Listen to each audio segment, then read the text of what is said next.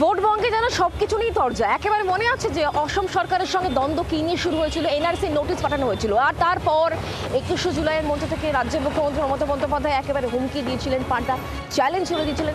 সেই রেশ কিন্তু এখনো পর্যন্ত চলছে। কি বলছেন হিমন্ত বিশ্ব শর্মা এই রাজ্যে এসে? তিনি বলছেন যে একটা গুলি চললে পরে দুটো গুলি তিনি চালাবেন। তৃণমূল কংগ্রেস বলছে যে আসলে হুঁশিয়ারি দেওয়া হচ্ছে, উস্কানি দেওয়া হচ্ছে, এমনই মন্তব্য তৃণমূল কংগ্রেসের।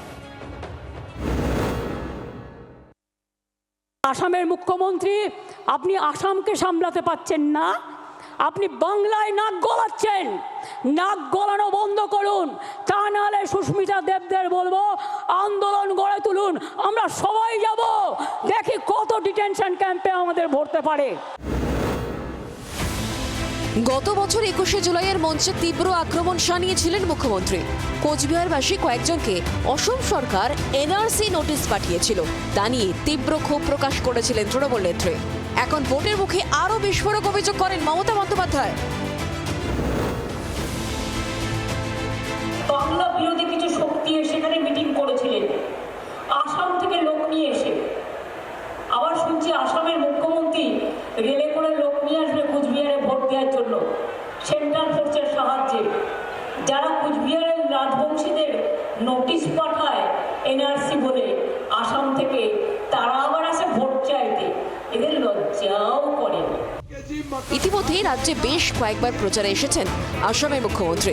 প্রচারে গোমাংস এবং অনুপ্রবেশ ইস্যুতে মমতা বন্দ্যোপাধ্যায়ের বিরুদ্ধে কিছু বিতর্কিত মন্তব্য করেন বলে তৃণমূলের অভিযোগ। এরপরই সাম্প্রদায়িক উস্কানির অভিযোগ তুলে হেমন্তের বিরুদ্ধে থানায় অভিযোগও জানানো হয় বলে সূত্রের খবর। তা নিয়ে এবার বেলাগাম মন্তব্য করে বসলেন হিমন্ত বিশ্ব শর্মা। ममता जी, मैं आपको बोलना चाहता हूँ, थाना आपका पास भी है तो मेरा पास भी थाना ही है, मेरा पास भी थाना ही है। टक्कर मत लेना।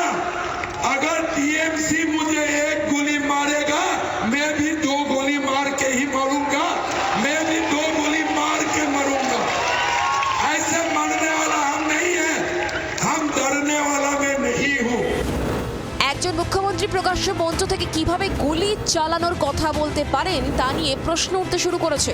তৃণমূলের বক্তব্য, অসমের মুখ্যমন্ত্রী গৃহযুদ্ধের প্ররোচনা দিচ্ছেন।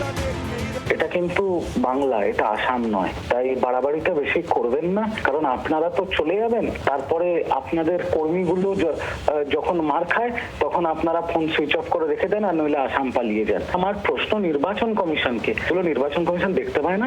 এরা শুধু তৃণমূলের কর্মী আর তৃণমূলের নেতাদেরকেই নোটিশ পাঠাবে, আর এইগুলো দেখতে পাচ্ছে না? এই সময় মানে ওই গান্ধীজির 3টে বাঁদরের মতো দেখতেও পায় না, শুনতেও পায় না, কিছু বলতেও পায় না।